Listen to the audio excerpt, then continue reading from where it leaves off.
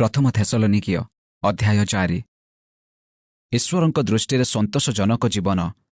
ଅତଏବ ହେ ଭାଇମାନେ, ଅବଶେଷରେ କି ପ୍ରକାର ଆଚରଣ କରି ଈଶ୍ୱରଙ୍କୁ ସନ୍ତୁଷ୍ଟ କରିବା ଉଚିତ, ସେ ସମ୍ବନ୍ଧରେ ତୁମ୍ଭେମାନେ ଆମ୍ଭମାନଙ୍କଠାରୁ ଯେପରି ଶିକ୍ଷା ପ୍ରାପ୍ତ ହୋଇଅଛ, ଆଉ ତୁମ୍ଭେମାନେ ମଧ୍ୟ ଯେ ପ୍ରକାର ଆଚରଣ କରୁଅଛ, ତଦନୁସାରେ ଆହୁରି ଅଧିକ ଅଗ୍ରସର ହେବା ନିମନ୍ତେ ଆମ୍ଭେମାନେ ପ୍ରଭୁ ଯୀଶୁଙ୍କ ନାମରେ ତୁମ୍ଭମାନଙ୍କୁ ଅନୁରୋଧ କରି ଉତ୍ସାହ ଦେଉଅଛୁ। ଆମ୍ଭେମାନେ ପ୍ରଭୁ ଯୀଶୁଙ୍କ ଦ୍ୱାରା ତୁମ୍ଭମାନଙ୍କୁ କି ଆଦେଶ ଦେଇଥିଲୁ, ତାହା ତ ତୁମ୍ଭେମାନେ ଜାଣ। କାରଣ ତୁମ୍ଭେମାନେ ଯେପରି ପବିତ୍ର ହୁଅ, ଏହା ହିଁ ଈଶ୍ୱରଙ୍କ ଇଚ୍ଛା।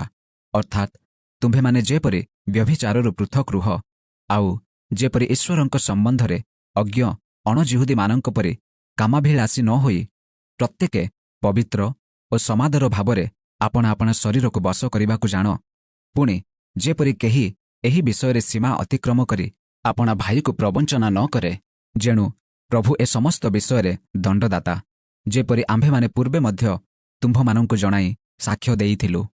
କାରଣ ଈଶ୍ୱର ଆମ୍ଭମାନଙ୍କୁ ଅଶୁଚିତାରେ ଜୀବନଯାପନ କରିବା ନିମନ୍ତେ ଆହ୍ୱାନ ନ କରି ପବିତ୍ର ହେବା ନିମନ୍ତେ ଆହ୍ୱାନ କରିଅଛନ୍ତି।